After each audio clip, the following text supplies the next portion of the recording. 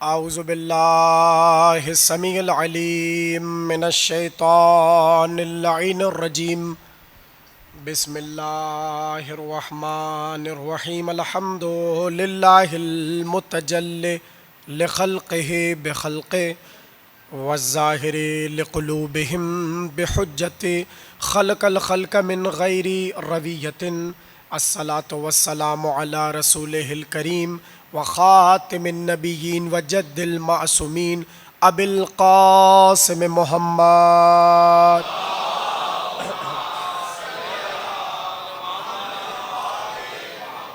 व आलिहि तय्यबीन ताहिरीन अल मासूमीन अल्लज़ीना अज़हबल्लाहु अन्हुमुर रिज्सा व तहरहुम तत्हीरा।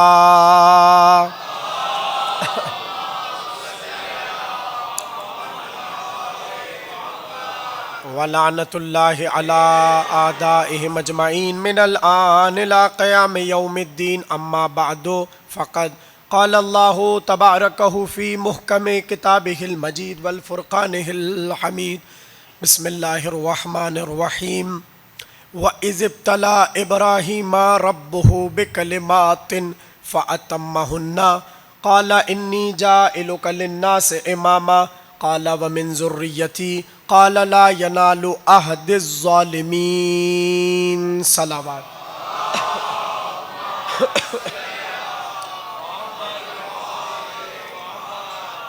1447 हिजरी के अशरा मुहर्रम की 7वीं तकरीर आप हज़रात इमाम बारगाह काज़मैन में समाअत फरमा रहे हैं। गुफ्तगू है हकीकत इमामत। इमाम कौन होता है, इमाम कौन बन सकता है, इमाम कौन बना सकता है, इमाम कौन नहीं बना सकता, इस पर हम गुफ्तगू कर रहे हैं।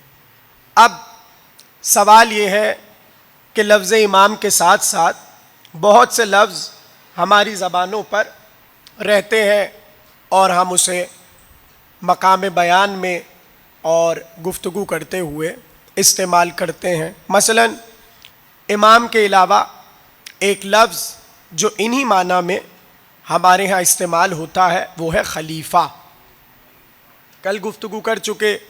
इसी तरह लफ्ज़ वली, लफ्ज़ हुज्जत, लफ्ज़ वसी रसूल, लफ्ज़ वज़ीर रसूल, ये सब मुतरादिफ़ात हैं इमाम के। यानी जब हम ये कहते हैं कि नबी का जानशीन अली, तो इससे मुराद यही होता है इमाम अली। जब हम कहते हैं नबी का वसी अली, तो मुराद यही होता है इमाम अली। जब हम कहते हैं वली अली, तब यही मुराद होता है कि इमाम अली। यानी लफ्ज़ आप कोई सा भी इस्तेमाल कीजिए, मगर इसकी बाज़गश्त और इसका मफ़हूम इमाम ही के माना में इस्तेमाल होता है। अब बात यह है कि हमने यहाँ पर अपनी तकरीर को रोका कि चूँकि इमाम नबी का नाइब होता है, इमाम नबी का वज़ीर होता है, इमाम नबी का जानशीन होता है, तो फिर ज़रूरी है कि जो जो नबी के पास है वो इमाम के पास हो। अब जब हमें ये पता चल जाए कि नबी की सिफ़ात क्या है या अल्लाह किस बुनियाद पर नबी को चुनता है और बनाता है, जब हमें ये चीज़ें पता चल जाए, तो फिर हमें इस पैमाने पर तोलना पड़ेगा और परखना पड़ेगा कि कौन पूरा उतर रहा है और कौन नहीं उतर रहा। बस जो पूरा उतरे वो इमाम है अल्लाह की तरफ से, और जिसे उतारने की कोशिश की जा रही हो और उसमें सिफात न हो, इसका मतलब यह है कि यहाँ ज़बरदस्ती हो रही है, अल्लाह की रज़ा नहीं है। सब है मेरे साथ यहाँ तक? अब आज की तकरीर सवाल यह है कि नबी में कौन सी खुसूसियात हैं कि जिसकी वजह से नबी नबी होता है। बस अगर वो पता चल गई तो फिर हमें वही उस इमाम में तलाश करना पड़ेगी जो अल्लाह की जानिब से बनाया गया है। ज़रा सी तमहीद समाअत कीजिए ताकि मंजिलें आसान हो जाए।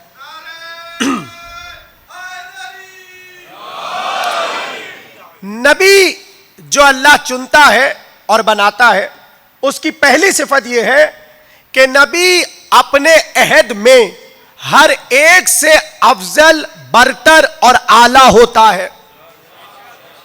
हाँ, नबी की पहली सिफत यह है कि नबी अपने अहद में जो जो नबी के मुकाबिल पर आ जाए, जो जो नबी के मुकाबिल हो, वो नबी के किसी भी तरह बराबर नहीं होना चाहिए। इसलिए कि अगर वो नबी के बराबर हुआ तो फिर उसका भी हक है कि उसे नबी बनाया जाए।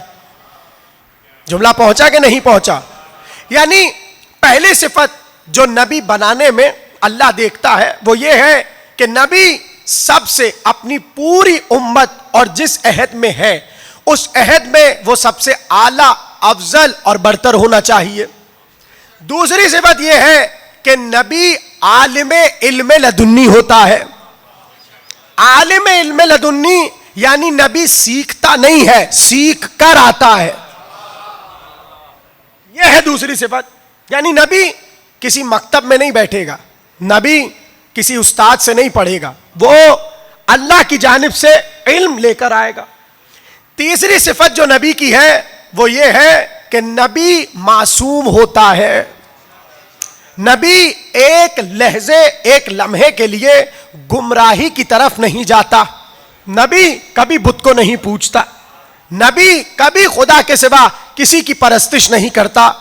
नबी लम्हे में, अपनी जिंदगी के किसी लम्हे में गुनाह नहीं करता। यह है तीसरी सिफत। चौथी सिफत यह है कि नबी साहिब मोजज़ा होता है। अगर कोई नबी से सवाल करे कि क्या आपके पास अलामत है कि आप नबी हैं, तो वो ऐसा काम करके दिखाता है जिसे दूसरे करने से आजिज हो जाए। यानी नबी की रसद सिर्फ जमीन पे नहीं होती, अगर वो अंगुश को उठा के चांद की तरफ इशारा कर दे तो चांद टूट कर बता दे कि ये नबी है। ये चार सिफत है। और पांचवी सिफत क्या है? नबी मैदान से भागता नहीं है। इसी को हम शजाअत कहते हैं, यानी नबी शुजा होता है। तो भाई अगर ये बात पहुंच गई तो तकरीर बढ़ाऊं आगे। एक बार फिर सुन लीजिए। इमाम चूंकि नबी का जानशीन है तो जो जो सिफत नबी में होगी वो सिफत, पहली सिफत यह है कि नबी पूरी कायनात में अफजल, आला और सबसे बढ़तर होता है। फिर सुन लीजिए, दूसरी सिफत यह है कि नबी आलिमे इल्मे लदुन्नी होता है, नबी साहिब मोजज़ा होता है, नबी शुजा होता है और नबी मासूम होता है। अब जिसमें भी ये चीजें जमा हो जाए उसी का हक है कि वो बादे नबी इमाम हो। बहुत तवज्जो, जिसमें ये पांचों चीजें जमा हो जाए उसका हक है कि वो दावे इमामत करे और अल्लाह की जानिब से वो इमाम हो। अब जहां तक पहली मंजिल है कि नबी पूरी कायनात में अफजल, बरतर और आला होता है, तो अब मैं क्यों आपको आपकी किताबों से बताऊं कि मयार फजीलत क्या है, मयार अफजलियत क्या है। जुमला महफूज कीजिए और हवाला नोट कीजिए। अहले सुन्नत की जो इल्म कलाम की किताब है, शरहुल मकासिद फी इल्मिल कलाम, उसमें आगाए तफ्तजानी अहले सुन्नत के बहुत बड़े आलिम, उन्होंने जब शरह की और ये लिखा कि हमारे यहां मयार फजीलत क्या है, तकरीर शुरू हो रही है, दो बातें लिखकर उन्होंने कलम रोक दिया कि अगर आपको यह देखना हो कि कौन अफजल है उम्मत के दरमियान सबसे ज्यादा, तो हम दो मयार बना रहे हैं, जो इस पर पूरा उतरे वो सबसे अफजल, सबसे आला और सबसे बढ़तर होगा। अब सुनना चाहते हैं दोनों जुमले? उन्होंने कहा पहला ये कि जिसका सवाब सबसे ज्यादा हो, जिसका अजर सबसे ज्यादा हो, वो अफजल होगा सबसे ज्यादा, और दूसरा जिसके फजाइल सबसे ज्यादा हो। यानी दूसरे जुमले की दाद बता रही है, पहला जुमला समझ नहीं आया, इसलिए कि ये वाली दाद आपने पहले में दी ही नहीं। फिर सुन लीजिए, नबी पर हम गुफ्तगू कर रहे हैं और इल्म कलाम से कर रहे हैं। कहा कि जो सबसे अफजल होगा, हमारे नजदीक अफजलियत का मयार यह है कि उसका अजर और उसका सवाब सबसे ज्यादा होगा। दूसरा यह कि वो मकाम फजाइल में सबसे आला होगा। बस जिसमें ये दोनों चीजें जमा हो जाए वो होगा सबसे अफजल, और जो होगा सबसे अफजल वो बाद नबी होगा इमाम। अब यहां तक अगर बात पहुंच गई तो मैं तकरीर शुरू करूं और आप झूम उठिए। अगर बात यह है कि जिसका सवाब ज्यादा होगा वो है अफजल, तो सवाब का ताल्लुक है इबादत से, सवाब का ताल्लुक है रियाजत से, सवाब का ताल्लुक है जहादत से। तो अगर हम अली को मकाम इबादत में लाए, अली के सजदे एक तरफ, अली के रोजे एक तरफ, अली का जिहाद एक तरफ, अली की नमाजें एक तरफ, अली के सदकात एक तरफ, अली की सारी इबादत रियाजत एक तरफ, खंदल में अली का एक वार एक तरफ।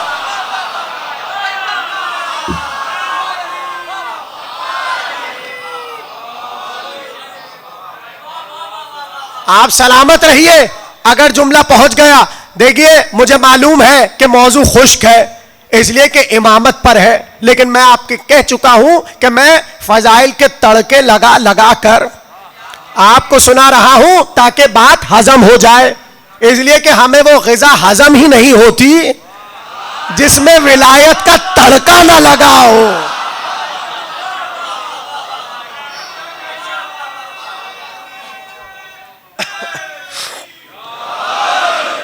आप सलामत रहिए। मैंने क्या कहा? अल्लामा तफ्तज़ानी कह रहे हैं कि जिसका अजर ज्यादा होगा, जिसका सवाब ज्यादा होगा, वो काबिले फख्र भी होगा और अफजलियत पर पूरा उतरेगा। और मैंने क्या कहा कि अगर हम अली की इबादत पर गुफ्तगू करें, अली के अजर पर गुफ्तगू करें और अली की रियाजतों पर गुफ्तगू करें, अली के सजदे, नमाजें, जिहाद, रोजे, ज़कात सब एक तरफ, अली का वार एक तरफ, जिसके लिए नबी ने कहा आज अली का एक वार। भाई फजाइल सुना रहा हूं। ज़रबतो अलीन फी यौमिल खंदक अफजलो मिन इबादत सकलैन, यानी सकलैन में जो जो इबादत करने वाला है उसकी सारी इबादत एक तरफ, अली का एक वार एक तरफ। मगर मैं क्या करूं कि जब तक लोग अली के नाम पर जल न जाए उस वक्त तक बात आगे नहीं बढ़ती। अक्सर देखिए माशाअल्लाह यहां शौहरा हजरात मुस्तकिल तशरीफ ला रहे हैं। अल्लाह इनकी जो है वो तबा आजमाई में मजीद इजाफा फरमाए और इसी तरह अशार कहते रहे। बड़े अच्छे अकीदे के अशार ये पढ़ते भी हैं और कहते भी हैं। ये इसकी गवाही देंगे कि कभी भी इन्हें किसी शेर पर कोई एतराज नहीं करेगा, लेकिन जहां जरा से फजाइल बढ़ जाए, भाई होता या नहीं होता, वहां पर एतराज होते। तो ये अपने ऊपर क्या बात करें और आप मुझसे क्या कहें कि मैं फजाइल पढ़ूं तो मुझ पर एतराज हो जाए। तकरीर शुरू हो गई ना, एतराज तो हो गया नबी पे। मैं आपको जिम्मेदारी से जुमला बता रहा हूं। नबी ने कहा ज़रबतो अलीगिन फी यौमिल खंदक अफजलो मिन इबादत सकलैन इला यौमिल क़ियामा, यानी कयामत तक जितनी इबादतें हो रही हैं वो सब एक तरफ, अली का वार एक तरफ। अब जले जले जो थे उन्होंने कहा ये तो मुबालगा हो गया, नबी ने गुलू कर दिया। हाँ हाँ किताबों में लिखा है, ये नबी ने गुलू कर दिया। क्यों गुलू कर दिया भाई? कहने लगे ये कैसे हो सकता है कि एक वार और सकलैन, आपको अभी तक सकलैन नहीं समझ आ रहे इसलिए आपको हैरत नहीं हो रही। इस सकलैन में आदम भी है, नूह भी है, मूसा भी है, ईसा भी। सकलैन समझिए, सकलैन। कहने लगे ये कैसे हो सकता है कि अली का एक वार एक तरफ, तमाम इंसो जिन की, और नबी की बलागत देखिए, इला यौमिल क़ियामा, यानी कयामत तक जितनी इबादतें हैं जिनो इंस की वो सब एक तरफ, अली के सजदे नहीं, अली के रुकू नहीं, अली के रोजे नहीं, अली के जिहाद नहीं, पूरी खंदक नहीं, एक बार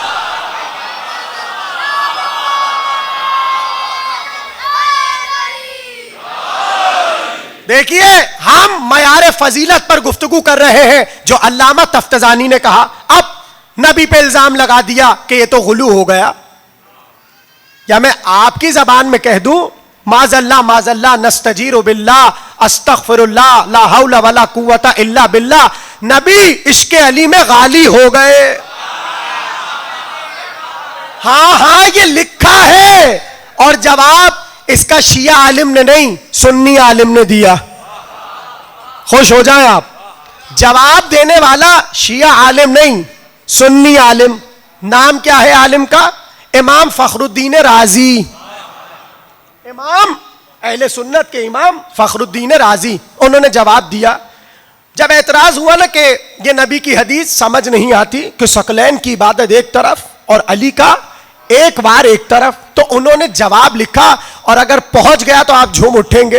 उन्होंने कहा दरअसल बात यह है कि कानल इस्लामो फी जालिकल वक्त महसूरन फिल मदीना। वो कहने लगे दरअसल सबब यह है कि उस रोज यानी खंदक वाले दिन पूरा इस्लाम महसूर हो गया था मदीने में। जो पहुंच गया वो पहुंच गया। उस दिन इस्लाम महसूर हो गया था मदीने में और दुश्मन ने मदीने को घेर लिया था। अगर दुश्मन हमला करते तो उस दिन इस्लाम खत्म हो जाता। इमाम अहले सुन्नत फखरुद्दीन राजी वो कह रहे हैं कानल इस्लाम फी जालिकल वक्त महसूरन फिल मदीना। चूंकि इस्लाम महसूर हो गया था उस रोज मदीने में, अगर वो हमला करके इन सबको खत्म करते तो इस्लाम ही नहीं रहता। इस्लाम ना रहने का क्या मतलब है? नमाज इस्लाम में है, आप सलामत रहिए। रोजा इस्लाम में है, जिहाद इस्लाम में है, हर इबादत इस्लाम में है। नहीं, मैं आगे बढ़कर कह दूं, ईसा इस्लाम में है, मूसा इस्लाम में है, इसहाक इस्लाम में है।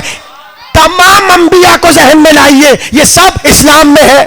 अब फखरुद्दीन राजी कह रहे हैं अगर उस दिन अम्र बिन अब्दवद अपनी तलवार चलाता और इस्लाम को खत्म कर देता तो सुबह कयामत तक इस्लाम रहता ही नहीं।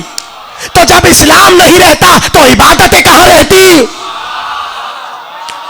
तो चूंकि सारी इबादतें खत्म होने जा रही थी, अली ने एक बार करके उन इबादतों को बचाया। तभी ने कहा यह एक बार सारी इबादतों से अफजल।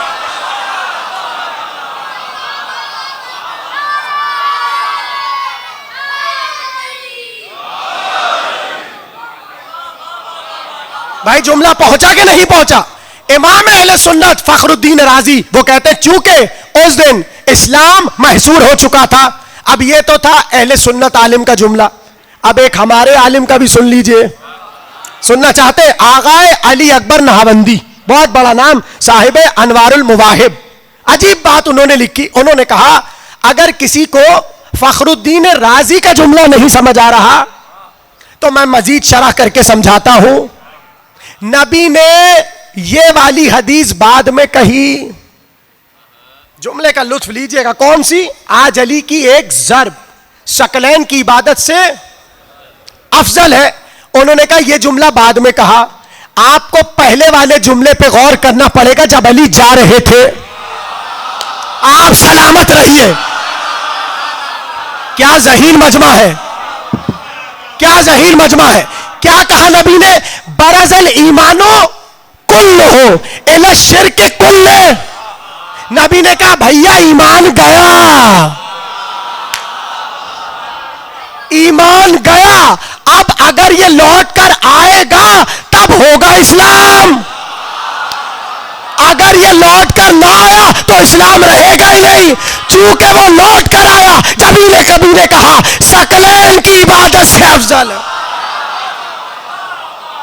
क्या कर रहे हो?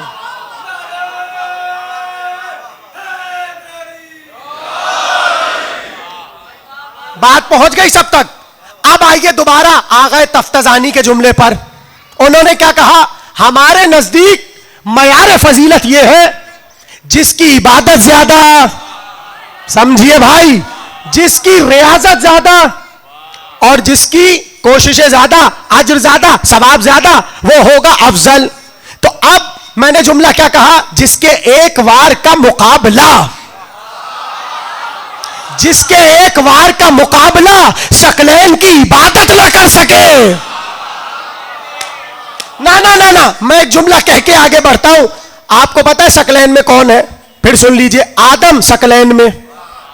घबराइएगा नहीं, मैं इमामत पे पढ़ रहा हूं, मैं भटकूंगा नहीं, ठीक है ना? जो इमामत पे पढ़ेगा वो भटकेगा नहीं।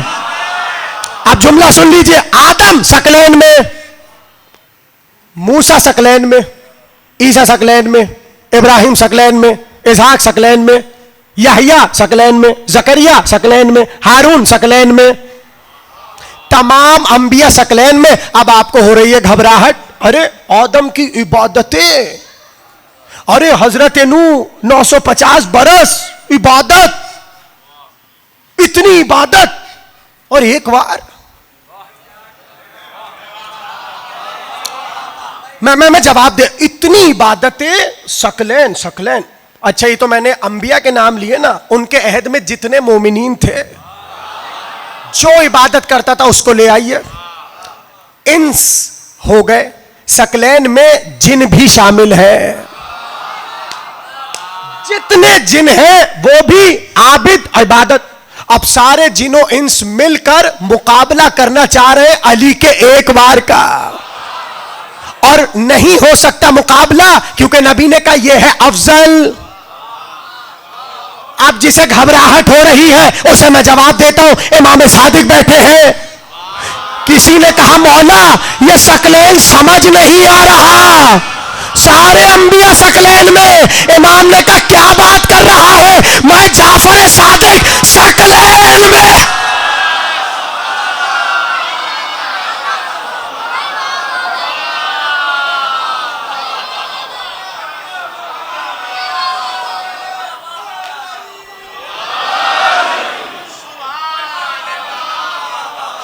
भाई बात पहुंची कि नहीं पहुंची? इमाम ने कहा मैं जाफर सादिक खुद शकलैन में हूं। अभी आपको समझ आ रहा है अली का वार क्या था?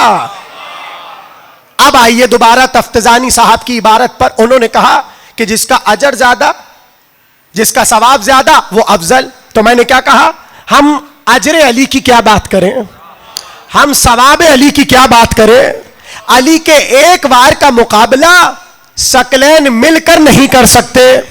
तो अब आपने ही बात की थी, आप ही बताइए कि जब अली का वार अफजल है तो अली खुद कितने अफजल होंगे? तो जब अली अफजल है तो अली के होते हुए ऐरो गैरों को इमाम क्यों माना?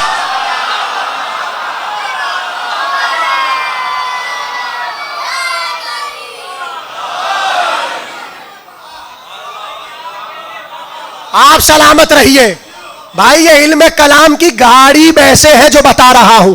अब आइए दूसरा मकाम, अहले सुन्नत का इल्म कलाम। कहने लगे दूसरा मयार हमारे यहां फजीलत का मयार ये है कि जिसके फजाइल ज्यादा हो, जिसके फजाइल ज्यादा हो वो अफजल होगा। कह दिया अहले सुन्नत ने अपने इल्म कलाम में, जिसके फजाइल ज्यादा हो वो सबसे ज्यादा अफजल होगा। अब मैं आपको ज्यादा बहसों में नहीं उलझा रहा। उनके बहुत बड़े इमाम हैं, इमाम अहमद बिन हंबल, जानते हैं ना आप? जान लीजिए, इससे ज्यादा ना जानिए। अब पता चले मैं इमाम हुसैन को छोड़ के पूरी तकरीर इमाम हंबल पे शुरू हो जाऊं।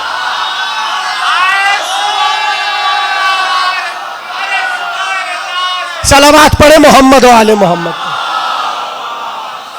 क्या हो गया माइक को? बेटा क्या कर रहे हो? कहाँ है ऑपरेटर? कहाँ गया तुम्हारा? बुलाओ उसे जल्दी से, ये खराब हो रहा है। भाई पैगाम महफूज कीजिए, तवज्जो। क्या कहा मैंने? इमाम अहमद बिन हंबल अहले सुन्नत के आलिम, उनका एक जुमला सुनिए ताकि आपको मयार फजीलत पता चले। सबकी तवज्जो है, मेरी तरफ देखिए। उन्होंने क्या कहा अपनी मुस्नद में, सबके फजाइल लिखे, पूरे पूरे बाब बनाए। हजरत अबू बकर का बाब, हजरत उमर का बाब, हजरत उस्मान का बाब, सबके बाब बनाते रहे। और फिर आया अली का बाब। सबके फजाइल लिख लिख के अपनी मुस्नद में जब मकाम फजाइल अली पर पहुंचे। अच्छा, ये तो मैंने सिर्फ 3 सहाबा के नाम लिए हैं, ठीक। उन्होंने हर सहाबी का पूरा बाब बनाया और सबके फजाइल लिखे। इस सहाबी के लिए ये हदीस है, इस सहाबी के लिए ये हदीस है। जब सारे सहाबा पर लिख चुके और अली पर भी लिख चुके तो एक जुमला कह के बात को तमाम कर दिया। कहने लगे मा जा ले अहदिम मिन अस्हाबे रसूलुल्लाह मिनल फजाइल मा जा अली इब्न अबी तालिब। कहने लगे जितने फजाइल अली के आए हैं नबी से हमारे पास, इतने फजाइल किसी एक सहाबी के भी नहीं आए। इमाम अहमद बिन हंबल का जुमला। अब आइए दोबारा आगे तफ्तजानी की इबारत पर, जिसके फजाइल सबसे ज्यादा हो, भाई क्या सुन रहे हैं आप, जिसके फजाइल सबसे ज्यादा हो वो सबसे अफजल होगा। तो अजर में भी अली ज्यादा, फजाइल में भी अली ज्यादा। फिर इमाम बनाते हुए और नजर आ गए, अली क्यों नजर नहीं आ?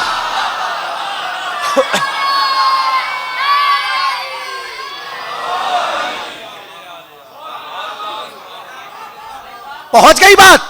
कहने लगे कि ये हमारे यहां मयार फजीलत है, यानी जिसका अजर ज्यादा वो सबसे अफजल, और जो सबसे अफजल हो वो बाद रसूल इमाम, जिसके फजाइल ज्यादा वो सबसे अफजल, और जिसके फजाइल ज्यादा हो वो बाद रसूल इमाम। तो पहली सिफत नबी की, नबी सबसे अफजल होता है। अब मैं जुमला कहने जा रहा हूं, जो भी नबी की मसनद पर आए वो उस अहद में जो जो उसके सामने आए उससे अफजल हो, और सिवा अली के कोई दावा नहीं कर सका कि मैं तुम सबसे अफजल हूं। अब आप अली का मुकाबला उससे क्यों कर रहे हैं जो कहता है मैं तो तुम्हारी तरह का हूं, जैसे तुम पे शैतान आता है मुझ पे भी आता है, जब आता देखो मेरी हिदायत कर देना।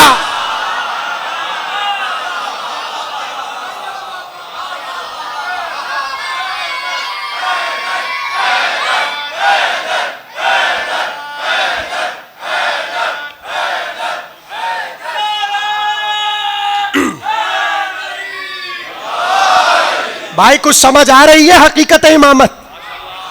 नबी की पहली सिफत यह है कि नबी अपने अहद में सबसे आलिम होता है, नबी अपने अहद में सबसे आला बरतर होता है। तो पहली सिफत पे अगर कोई उतरता है तो वो अली। और मैं बार बार ये कहता रहूंगा, मैं अली से लेकर महदी तक हर एक में ये सिफत दिखा सकता हूं। भाई यही तो आपका फख्र है, जिसे आप मानते हैं उसकी हर सिफत का इस्बात आप कर सकते हैं। अब सामने वाले पर मैं कुछ कह ही नहीं रहा, मैं फैसला खुद ही छोड़ रहा हूं। अब आप खुद ही फैसला कीजिए, इसलिए कि मुझे बहुत आगे जाना है, 2 दिन हमारे पास बचे। अब दूसरी बात सुनिए, नबी आलिमे इल्मे लदुन्नी होता है।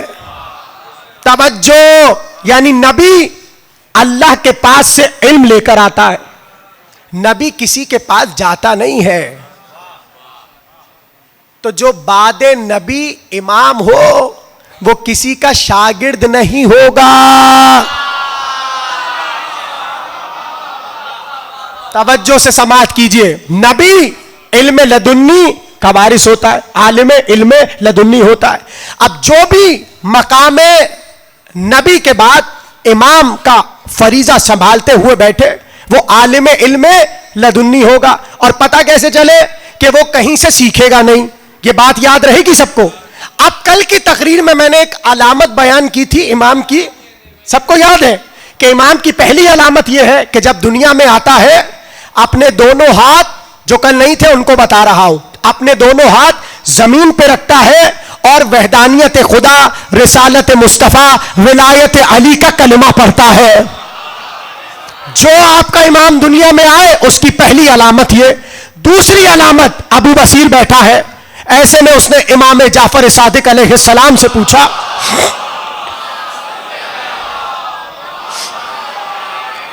अब देखिए मैं दोनों तरह इस तरह मिला मिला के बात को आगे बढ़ाऊंगा। अबू बसीर बैठा है, उसने कहा फर्जंदे रसूल ये बताइए इमाम की अलामत क्या है। मौला इमाम को पहचाने कैसे? इमाम ने कहा इमाम के पहचानने का एक तरीका यह है कि इमाम हर लुगत जानता है। इमाम हर लुगत जानता है और जो जबान इमाम के सामने आ जाए, जो जबान वाला इमाम के सामने आ जाए, इमाम उससे उसी जबान में गुफ्तगू करता है। अभी ये बात हो रही थी कि सामने से एक खुरासान का आदमी आ गया। तवज्जो, खुरासान का आदमी आ गया और वो आपके सातवें इमाम से सवाल करने लगा। अब लिखा रिवायत में यह है, चूंकि अरब नहीं था तो टूटी फूटी अरबी बोल रहा था और सवाल कर रहा था। इमाम खामोशी से सुनते रहे। जैसे ही सवाल पूरा हो चुका, अब जो इमाम ने जवाब दिया, इमाम ने उसी की जबान में, फारसी जबान में उससे बेहतर जवाब दिया। उसने पलट कर कहा, अरे आप तो मेरी जबान मुझसे ज्यादा अच्छी जानते हैं।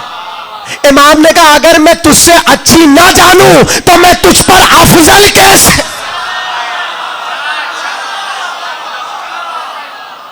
भाई बहुत नाजुक मंजिल है, समाअत कीजिए। इमाम ने पलट कर कहा, अगर मैं तेरी जबान तुझसे अच्छी ना जानूं तो मैं तुझ पर अफजल कैसे हो? यहां तक है सब मेरे साथ? पता चला इमाम वो जो हर लुगत जानता है, इमाम वो जो हर जबान में तकल्लुम करता है। अब मैं आपको परेशान करता हूं, थोड़ा सा परेशान करूं। तवज्जो, बातें ना भूलिएगा इसलिए कि कनेक्ट वहीं से होनी है। इस वक्त दुनिया में एक इल्म है, वो कहलाता है जबानों का इल्म। मजलिस के बाद जब भी आपको मौका मिले गूगल कीजिएगा और लिखिएगा कि पॉलीग्लॉट किसे कहते हैं। पॉलीग्लॉट किसे कहते हैं? POLYGLOT। मैं डेफिनेशन सुनाता हूं और आप देख लीजिएगा। उस पर लिखा आएगा, a person who knows many languages is called polyglot. अब तर्जमा सुनिए कि जो इंसान सबसे ज्यादा जबानों को जाने उसे क्या कहते हैं? पॉलीग्लॉट। याद रहेगी बात, बिलखुसूस जवान और बच्चे महफूज करें, पॉलीग्लॉट। इस वक्त का जो सबसे ज्यादा जबानें जानने वाला आदमी है उसका नाम है जियाद फसाह, और उसने ये क्लेम किया है कि मैं 59 लैंग्वेजेस जानता हूं। और उसका इंटरव्यू हुआ। जब उसका इंटरव्यू हुआ और उससे पूछा गया कि कौन सी जबान, वो नाम लेता और उससे बातें करते, और वहां पर वर्ल्ड रिकॉर्ड बना कि हां ये इतनी जबानें जानता है, सर्टिफिकेट मिल गया। अब सब उसकी टक्कर पे लगे हुए हैं कि मैं 60 कर लूं और मैं 62 कर लूं, इससे ऊपर चला जाऊं। मैं आपको इमामत समझा रहा हूं। अब यहां पर मैं आपसे एक सवाल करूं, भाई कोई भी आदमी अपनी जहनी सलाहियतों का भरपूर इस्तेमाल करे और मुख्तलिफ जबानों को सीख ले तो वो भी जबानें जान लेगा। इसमें इमाम का क्या कमाल है? सवाल समझे कि नहीं समझे? हाँ भाई, कोई भी इंसान इल्म हासिल करे, मुख्तलिफ अहले जबान के साथ बैठे, अदब सीखे, हाँ, और उस जबान में माहिर हो जाए। इस तरह कोई 100 सीख ले, कोई 200 सीख ले, कोई 300 सीख ले, कोई 500 सीख ले, सीख ली वो भी बन गया, तो वो भी तो हर जबान का जानने वाला हो गया। नाजुक एक जुमला कहूंगा और आप पे छोड़ूंगा, वो सीखेगा।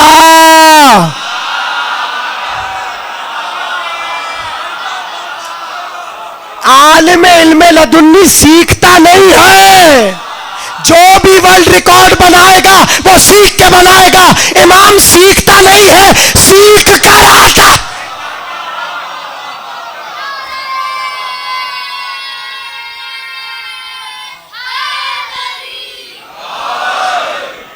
भाई जुमला महफूज किया, इमाम सीखता नहीं है।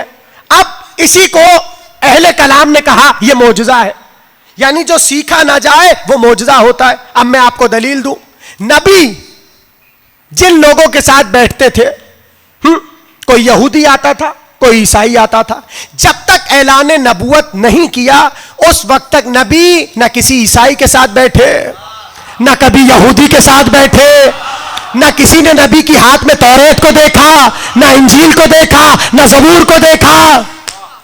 क्यों? अगर किसी के साथ बैठते या पढ़ते और जब उनकी बात बताते तो वो पलट कर कहता सीखा है। ये किसी की बज़ में बैठे हैं, किसी से सीखा है तभी हमसे बात कर रहे हैं। पता चला नबी ने कोई किताब नहीं उठाई, नबी किसी आलिम के साथ नहीं बैठे, और जब कोई आलिम आकर सवाल करता तो नबी उसकी गलतियां निकालते। वो पलट के कहता कहां से सीखा, वो पलट के कहता कहां से सीखा, तो नबी कहते अगर मैं भी सीखूं, नाजुक मंजिल है भाई, अगर मैं भी सीखूं तो तुझ में और मुझ में क्या फर्क है। अगर अभी भी नहीं समझे तो मैं कुरान से दलील देता हूं। सुलेमान क्या कह रहे हैं, अय्युहन नास उल्लिमना मंतिक़त तैर, लोगों हमें जानवरों की, परिंदों की बोलियों का इल्म दिया है। तो अब सवाल यह है सुलेमान ने किससे सीखा। मुझे मालूम है थोड़ा खुश्क है मौजू, लेकिन मैं क्या करूं, मौजू के तकाजों को पूरा होना है। जब तक ये अलामत ना समझ आए मैं आगे नहीं बढ़ सकता। यानी इमाम किसी मकतब में नहीं बैठता। फिर जुमला कह रहा हूं, इमाम मनसूस मिनल्लाह वो होता है जो किसी का शागिर्द नहीं होता, किसी मकतब में नहीं बैठता, किसी से इल्म हासिल नहीं करता, वो अल्लाह से सीख कर आता है। बस जो भी किसी मकतब में हो, जो भी किसी से पढ़े, जो भी किसी से इल्म हासिल करे, वो इमाम नहीं हो सकता।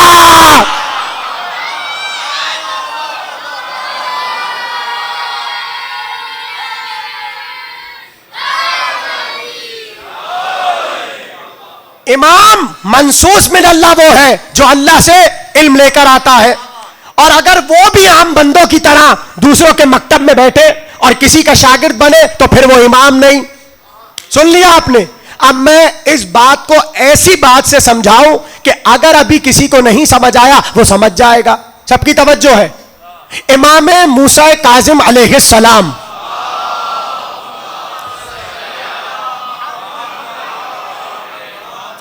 इमाम काजिम कैद में है। अब समझिएगा, मैं आपको समझा रहा हूं। इमाम कैद में, ऐसे में दो आलिमों के दरमियान बहस छिड़ी। सुना है वो जो कैद खाने में शियों का इमाम है वो कहता है कि उसे तो बड़ा इल्म है और जैसा इल्म उसका है वैसा किसी का नहीं है।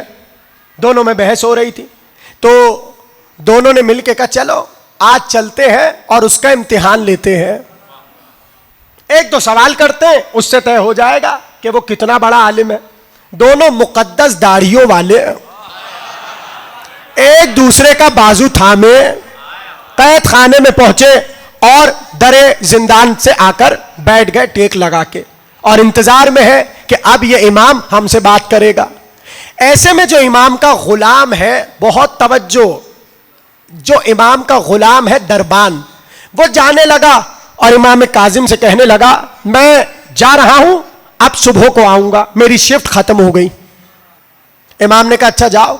जाते जाते कहने लगा अगर फर्जंदे रसूल आपको सुबह किसी चीज की तलब है तो मुझे बता दीजिए, मैं ले आऊंगा। इमाम ने कहा नहीं तुम जाओ। अब हैरत देखिएगा, जैसे ही वो दोनों चले, वो खादिम गया, गुलाम गया, तो इमाम ने कहा ताज्जुब है उस शख्स पर जो सुबह का सूरज नहीं देखेगा।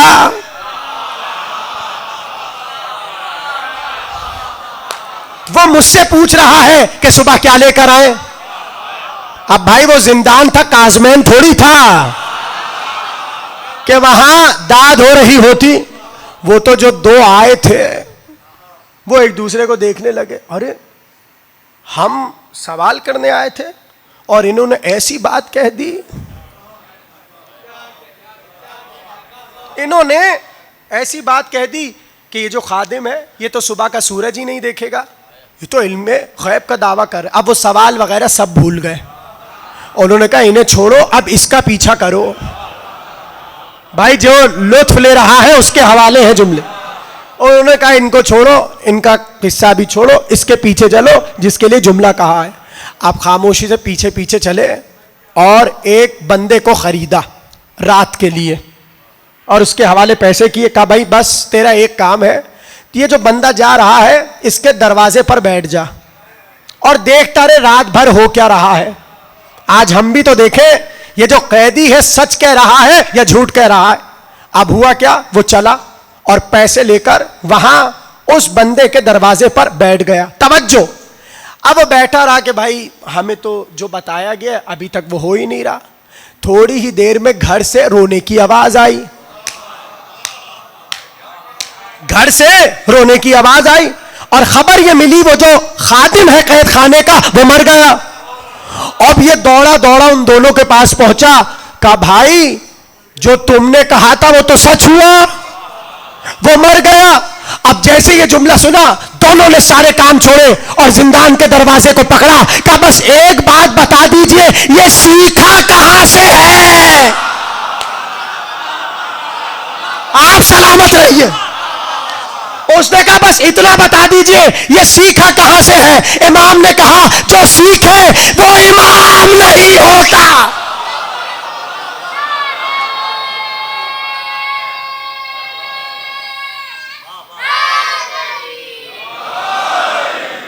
जो सीखे वो इमाम नहीं होता। पता चला ये मौत का इल्म ऐसा है कि इसका वजन इमाम उठा सकता है और अगर कोई आशिक इमाम हो जाए तो मीसम को भी ये इल्म अली सिखा इल्मुल मनाया, मौतों का इल्म। तो कुछ समझे कि नहीं समझे? इमामत आ रही है समझ में। इमाम आलिम इल्म लदुन्नी होता है। इसका मतलब यह है कि इमाम किसी की बज़ में नहीं बैठता और जो बैठ जाए और किसी से इल्म हासिल करे खबरदार उसे इमाम ना कहना और कम से कम इमाम के बराबर भी ना लाना। मैं तो पैगाम दे रहा हूं खामोशी से, पता नहीं जुमले पहुंच रहे हैं कि नहीं, इसलिए तो पढ़ रहा हूं। इमाम और उम्मत और। इमाम आलिम इल्म लदुन्नी होता है। लीजिए आज का मौजू तमाम हो गया, मगर मुझे खुशी है इस चीज की, मैं मुस्तकिल देख रहा हूं कितने ही नौजवान ऐसे हैं जो यहाँ सादात कॉलोनी से नहीं बहुत दूर दूर से तशरीफ लाते हैं और मुझे इस बात की खुशी है कि जवान जो आ रहे हैं वो बहुत दिलचस्पी ले रहे हैं इस मौजू में।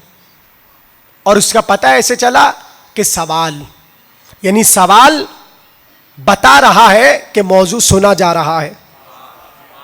मेरा मौजू हो गया, लेकिन आज की हद तक चूंकि कल मुझसे एक सवाल हुआ और बहुत अच्छा सवाल हुआ तो मैं चाह रहा हूं कि आज उसका जवाब दे दूं। सवाल सुनिए, आपको सवाल में ही लुत्फ आएगा।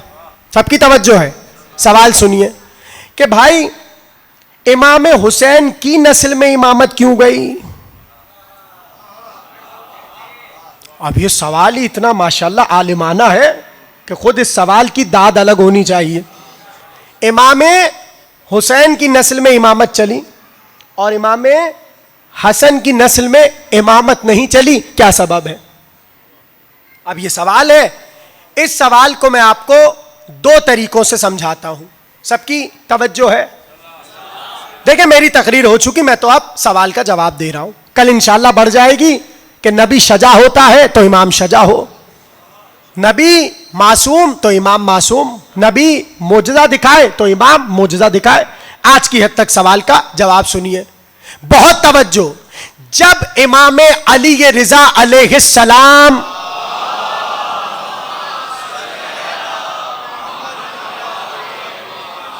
इमाम रिजा से यह सवाल हुआ कि फर्जंदे रसूल इमाम हसन की औलाद में इमामत नहीं आई और इमाम हुसैन की औलाद में नस्ल में इमामत चली। इसका सबब क्या है? तो अब इमाम के जवाब से ऊपर बहरहाल कोई जवाब नहीं है। हाँ ठीक है, इमाम से ऊपर कोई जवाब नहीं। और इमाम का एक जुमला का आपको ताज्जुब होगा, मगर इमाम कह रहे, इमाम ने कहा यह ओहदा इलाही है, यह ओहदा इलाही है, अल्लाह जिसे चाहे दे, जिसे चाहे ना दे, जिसकी नस्ल में चाहे रखे, जिसकी नस्ल में चाहे ना रखे, अल्लाह से सवाल नहीं हो सकता। अब ये तो उन लोगों के लिए ना कि जिनके लिए इमाम से बढ़ के कोई कौल नहीं, बखामोश। इमाम ने कह दिया, अब बात तमाम। लेकिन जाहिर है हर एक थोड़ी होता आप जैसा मासूम, शरीफ, अच्छा, कि भाई इमाम ने कह दिया अब कुछ नहीं, बस चुप हो जाओ, इमाम ने कह दिया। इसलिए इमामत को पता था ये सवाल दोहरा दोहरा कर करेंगे। इसलिए मजे की बात यह है कि इललुल शराय उठाइएगा, उसमें एक इमाम से नहीं कई इमामों से यही सवाल हुआ और हर इमाम ने अलग जवाब दिया, ताकि जो ऐसे समझ रहा है वो ऐसे समझ ले, जो ऐसे समझ रहा है वो ऐसे समझ ले। तो जिनको ऐसे समझ ले उनके लिए जवाब हो चुका। हाँ, और उसमें आप लोग शामिल हैं, मुझे यकीन है। लेकिन बात बहुत दूर तक जा रही है, वो शायद इस पे काने ना हो, तो उनके लिए इमाम ही से दूसरा जवाब सुनने को आमादा है आप। पहला जवाब इमाम रिजा का ये कि अल्लाह का ओहदा है, अल्लाह जहां चाहे रखे, अल्लाह से सवाल नहीं होगा।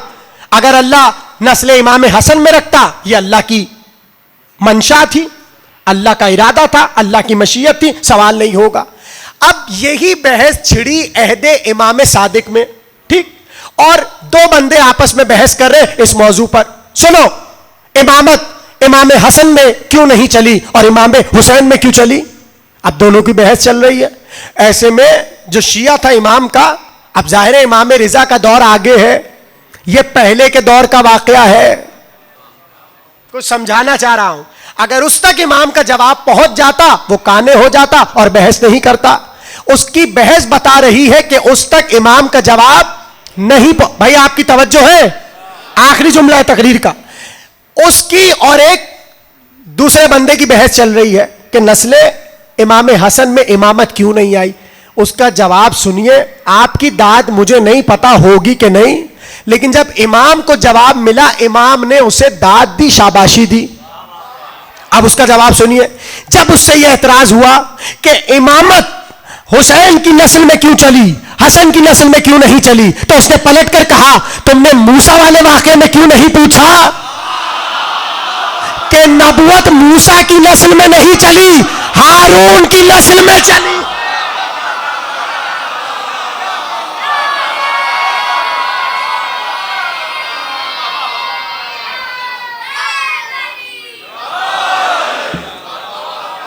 भाई बात पहुंच रही है। वो जवाब देकर आ गया कि अल्लाह ने नबुवत को मूसा की नस्ल में नहीं चलाया, नबुवत को हारून की नस्ल में चलाया। वो बेचारा अपना जवाब देकर लौटा इमाम के पास। इमाम ने कहा, भाई क्या बहस करके आ रहे हो? उसने कहा, मौला ये बहस करके आ रहा हूं। माथा चूम के कहा, तुम तो बड़ी तौरेत की बातें करने लग गए।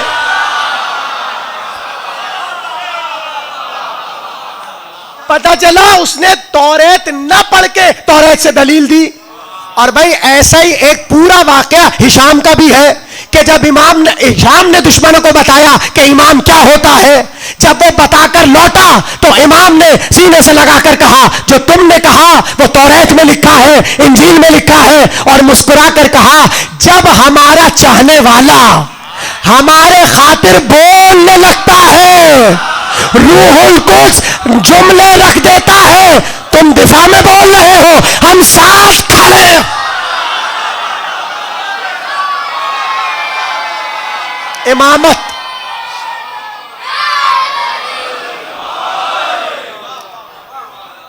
भाई जिसे समझ आ गया ये उसके लिए जवाब, अब आखिरी जवाब और सुन लीजिए, मैं फिर कह रहा हूं, इमाम ने जब कह दिया उस पर हर जवाब बेकार।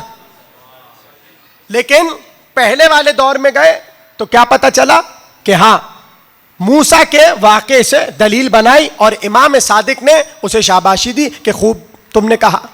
अब एक और जवाब सुन लीजिए कि नस्ल हसन से क्यों नहीं चली इमामत। तो इसका जवाब भी आइम्मा ही ने थोड़े मुख्तलिफ तरीके से दिया। जो ऐसे समझ रहा है वो ऐसे समझ ले, जो यूं समझ रहा है वो यूं समझ ले, और जो इस तरह नहीं समझ रहा अब वो इस तरह समझ ले। हुसैन की शहादत पर अल्लाह ने हुसैन को 3 इनाम दिए हैं। शहादत हुसैन पर हुसैन को अल्लाह से 3 इनाम मिले हैं। पहला इनाम यह है कि हुसैन के कुब्बे के नीचे की हुई दुआ रद्द नहीं होती। पहला इनाम अल्लाह ने यह दिया कि हुसैन के कुब्बे के नीचे जो दुआ करे अल्लाह उसे रद्द नहीं करता, और उसमें रद्द नहीं करता। और दूसरी चीज जो हुसैन को मिली शहादत की वजह से, का हुसैन की खाक में अल्लाह ने शिफा को रखा। यानी जो जैसा ही मरीज क्यों ना हो और जरा सी चुटकी शिफा की गरज से खाए उसे शिफा मिलेगी। ये 2 चीजें हो गई। और आखिरी जुमला, तीसरा जो इनाम हुसैन को शहादत के एवज मिला वो ये मिला है कि अल्लाह ने नस्ल के इमामत को नस्ल हुसैन में रखा। अब मैंने तीनों तरह आपको ये बात समझा दी, किसी को कंफ्यूजन तो नहीं है भाई, सब तक पहुंच गई। ये है वो अमरे इमामत, बात तमाम हो गई। कल यहीं से बढ़ जाएगी कि इमाम पर ना एतराज होता है। इमामत के जेल में हां, अगर कोई समझने के लिए कर रहा है तो फबिहा, और अगर कोई उलझने के लिए कर रहा है या इमाम पर एतराज कर रहा है तो फिर उसके लिए दरवाजा बंद। कल बढ़ेगी बात कि इमाम ने हदीस लौह से समझाया कि इमाम की एक अलामत यह है कि इमाम के पास हदीस लौह होती है। हां, हदीस लौह वो हदीस कि जिसमें इमाम की पूरी हयात लिखी होती है और इमाम हुक्म इलाही से सब जानता है कि आगे क्या क्या होने वाला है। इमाम इल्म गैब पर दस्तरस रखता है बइज़्न इलाही। आपका अकीदा है तो सब बेशक बोलिए ना। इमाम इल्म गैब पर दस्तरस रखता है बइज़्न इलाही। ठीक, इसीलिए हुसैन ने जब महजरनामा तैयार किया और नाम लेना शुरू किए और शबे आशूर आ गई, हुसैन नाम लेते जाते थे। लिखा एक बच्चा पहलू में खड़ा था, वो इंतजार कर रहा था कि अभी तक मेरा नाम नहीं आया। यहां तक कि हुसैन ने कहा कल अली असगर भी मारा जाएगा। आपकी आवाजें बुलंद हो गई। कल मैदान में अली असगर भी मारा जाए, अली असगर मारा जाएगा। कहते हैं जैसे ही वो करीब जो बच्चा खड़ा था उसका नाम है कासिम, जैसे ही उसने ये जुमला सुना हुसैन की कबा की दामन को पकड़ लिया और एक जुमला कहा, आप अजीब फूट फूट के रोएंगे। उसने कबा का दामन थाम के कहा, आका क्या अशकिया खेमों तक आ जाएंगे? वाहरे गैरत कासिम। आजादारो, पता है ये बच्चा कौन है? बड़ा हुसैन इसको चाहते हैं। सुन लो 2-3 जुमले, इसलिए कि अभी उसकी मेहंदी बरामद होगी। ये मेहंदी हमें कासिम की याद दिलाती है। ये मेहंदी हमें एक दूल्हे पर गिरिया कुना करती है, इसलिए ये शायर हुसैनिया है। बड़ी मुरादें इस मेहंदी पर आती है और मैं ये सुनी सुनाई बात नहीं कर रहा, मैं खुद आपको ये बात कह रहा हूं कि मेरी अपनी मुराद इस मेहंदी से हमेशा आती रही है। जब मैंने मांगा मुझे अल्लाह ने कासिम का सदका दिया है, इसलिए कि बईद है उस खुदा से कि कासिम अपने टुकड़े दे दे और अल्लाह उसका वास्ता रद्द कर दे। ना ना ना, ये नहीं हो सकता। ना ना, अपने यकीन को बढ़ाओ, अपनी मार्फत को बढ़ाओ, शक में ना आओ। मांग लिया कासिम से, अब मुतमईन रहो, अल्लाह इस शहजादे का सदका देगा। क्या कहा जुमला मैंने? हुसैन बड़ी मोहब्बत करते हैं। पता है पता कब चला? जब हसन का जनाजा तीरों से छल्ली हो चुका और घर लौट के आया तो लिखा यह है, जनाजा रखा हुआ था, कहीं से ज़ैनब तीर निकाल रही थी, कहीं से उम्मे कुलसूम तीर निकाल रही थी, कहीं से हुसैन तीर निकाल रहे थे। बच्चा था ना 4 बरस का, हसरत से बाप के लाशे की तरह बढ़ा, एक तीर पे हाथ रखा, हुसैन ने सीने से लगा लिया, कहा बेटे बाप के जनाजे पर यतीम तीर नहीं निकालते। क्या शान का गिरिया है। ए मेरे कासिम, बाप के लाशे पर यतीम बच्चे अगर तीर लग जाए निकाला नहीं करते। क्या सुन लिया आपने? मैं हाथों को जोड़ के कहो, वाह हुसैन, आप ही ने तो कहा था बाप के लाशे से बच्चे तीर नहीं निकालते। करबला में दस्तूर बदल गया, 4 बरस की सकीना लाश हुसैन।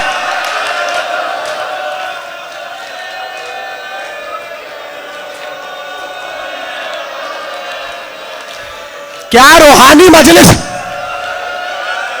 अरे ये मेहंदी नहीं आएगी, ये फरवा के अरमानों का जनाजा है। सुबह से आते जा रहे हैं और कैफियत ये है, कभी हुसैन के हाथों का बोसा देते, कभी हुसैन के पैरों का बोसा देते और रो रो के कहते, चचा जान मुझे मरने की इजाजत दे दीजिए। हुसैन सीने से लगाते हैं, ए मेरे कासिम तुम मेरे भैया की निशानी हो। कासिम कहते हैं आका मुझे जाने दीजिए। हुसैन ने बहुत रोका, बच्चा खेमे में आ गया, सर को झुकाए बैठा रहा। मां ने जैसे ही देखा कहा क्या हुआ कासिम? कहा कब से मैं चचा से कह रहा हूं मुझे मरने की इजाजत दीजिए, चचा इजाजत नहीं दे रहे। एक बार मां ने रोता देखा, कहा वाह मुसीबता। बस जैसे ही नाम मुसीबत लब पर आया, फरवा को कुछ याद आया, कहा कासिम जरा आस्तीन तो उल्टो।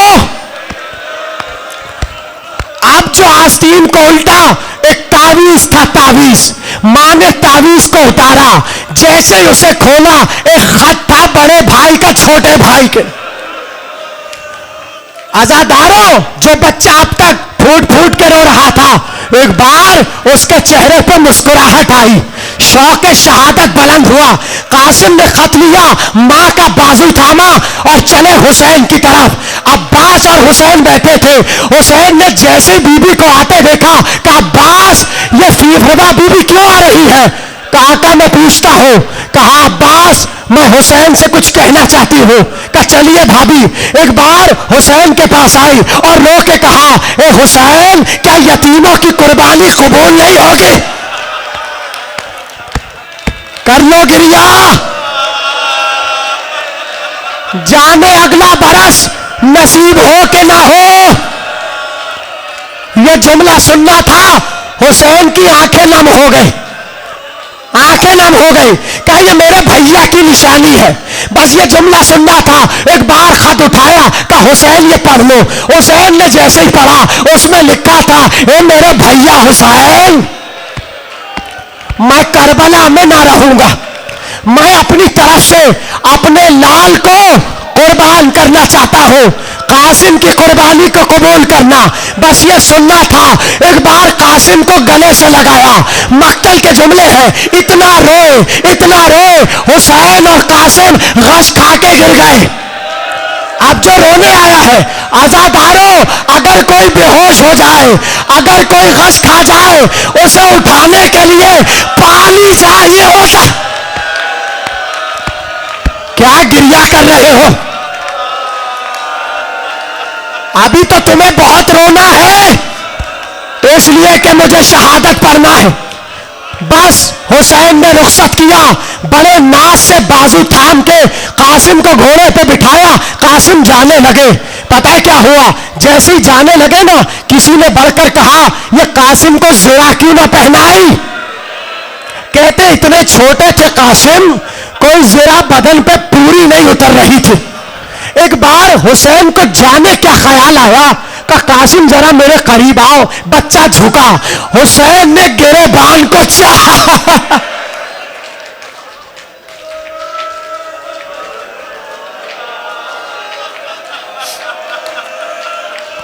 हुसैन ने गिरेबान चाक कर दिया। किसी ने पूछा ये क्या करते हो? कहते फिजा आई फिजा। कहा आका ज़ैनब बीबी पूछ रही है, आपने किसी और को ऐसे नहीं भेजा, क्या सबब है? रोके का फरवा का लाल, फरवा का चांद यतीम है। अरब का दस्तूर है यतीमों पर रहम होता है। बस अब इससे ज्यादा मैं क्या पढ़ूं। हुसैन ने इसलिए दामन चाक किया, गरेबान चाक किया ताकि रहम खाए। मुझे माफ करना आजादारों, जिस गरेबान को चाक किया था उस पर 35 तीर। अरे तुमने सुना है ना, कासिम घोड़ों से पामाल हो गए। मैं बताऊं कैसे? जिसके तीर लगे हो जब वो गिर जाए और घोड़े उस पर दौड़े, कासिम की पसलियां टूट गई। ठहरो, आखिरी जुमला।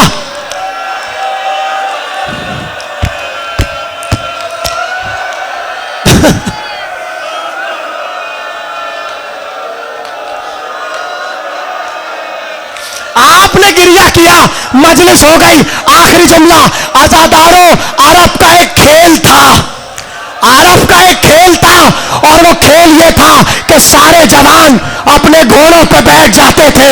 उनके हाथ में बड़े बड़े डंडे होते थे, बीच में एक गेंद होती थी, उसे जोर जोर से मार के उससे खेल खेलते थे। कहते जब इब्ने ज़ियाद के दरबार में सर रखे गए, किसी ने बढ़ के कहा, इब्ने ज़ियाद एक सर मुझे दे दे, मैं अपनी कौम को बताऊं मैंने करबला में कत्ल किए हैं।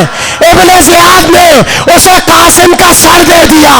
वो लेके चला, अपने घर आया, रात को दरवाजे पे सर रखा और सो गया। सुबह को जवान अपने डंडे लेकर बढ़े, एक बार सर पे निगाह पड़ी, कहा बागी का सर है, आज गेंद से नहीं इससे खेलेंगे। कासिम का सर, डंडे पड़ते रहे। एक बीबी बुर्का तोड़े रो के कहती थी, अरे मेरा लाल, मेरा कासिम, कासिम।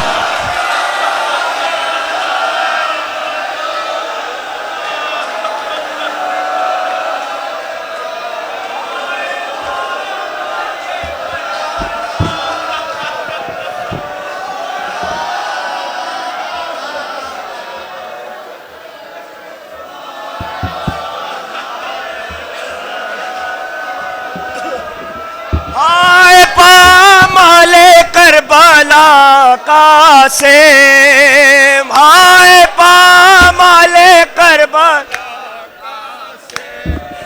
हाय पामाले करबला कासिम,